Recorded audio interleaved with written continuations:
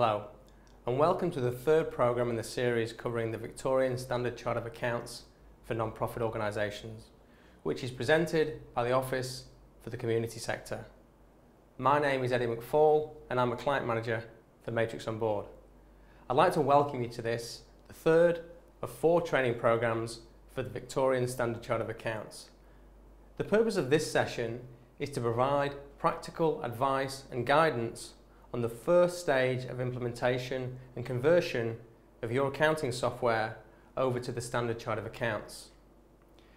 This programme is more aimed towards finance staff and treasurers as it covers some of the specifics of the Standard Chart of Accounts in detail. Accompanying these training programmes is a participant manual that you can download from this site. And to answer questions about the Standard Chart of Accounts and to provide advice and resources, there's a telephone help desk, email support and further information which can all be accessed from this site. Please note that implementation of the Standard Chart of Accounts is voluntary for non-profit organisations who can still choose to use their existing Chart of Accounts. However, if you have decided to implement the Victorian Standard Chart of Accounts, there's a process whereby you need to convert your existing Chart of Accounts to the Standard Chart of Accounts. There are 2 methods of conversion, electronic and manual, both of which I'll cover shortly. But first, it's vital that before you commence the conversion process, you create a backup copy of your accounting software data file. I would also recommend creating 2 backup copies and storing one on a CD or USB data stick, as well as a copy on your finance computer or server. It's also worthwhile to restore one of the backups just to confirm that the data can be retrieved. In addition to the backup, print out a trial balance at the date you're doing the conversion, for example the 1st of July 2010. Once you've completed these 2 steps, you're ready to begin the conversion process. The electronic method is an automated process whereby the Standard Chart of Accounts is uploaded into your MyOb or QuickBooks data file. Please note the electronic method is only available for MyOb and QuickBooks. For any other accounting software, you'll need to follow the manual method.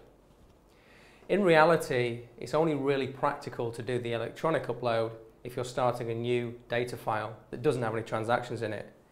If you do have existing transactions in the data file, the electronic method is only possible at the beginning of your financial year.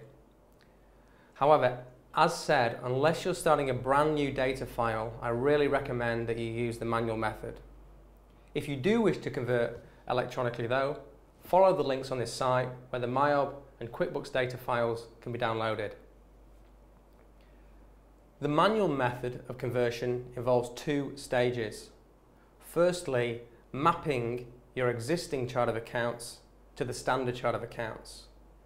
And secondly, manually updating your accounting software with the new Chart of Accounts which has been aligned with the Standard Chart of Accounts.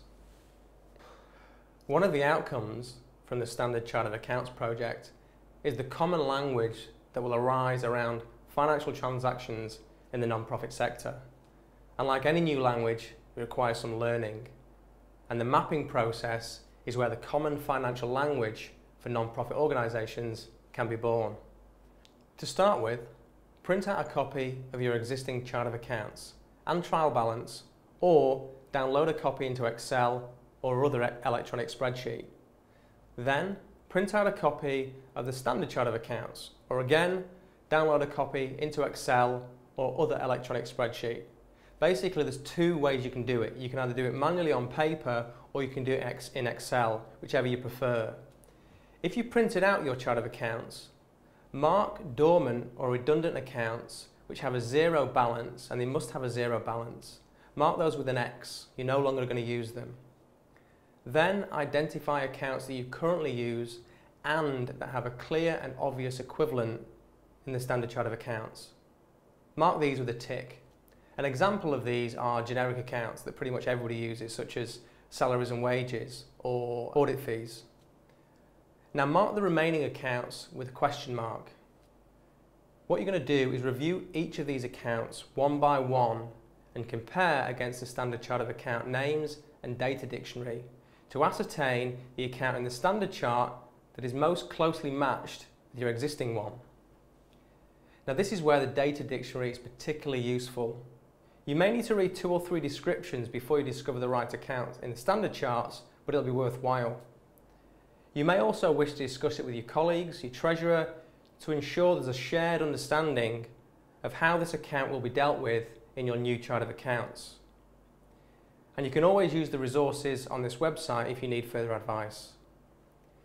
The end result of this step will be to decide whether the question mark accounts will be assigned a new name and number in line with the standard chart of accounts, or combined with an existing account which already has a corresponding account in the standard chart. If you're mapping the accounts in Excel or other spreadsheet, you can cut and paste your existing chart of accounts and match it against the standard chart of accounts, as can be seen on this screen. Once you've completed the mapping stage, you'll have a chart of accounts which utilises the names and numbers from the standard chart of accounts. This has been the first stage.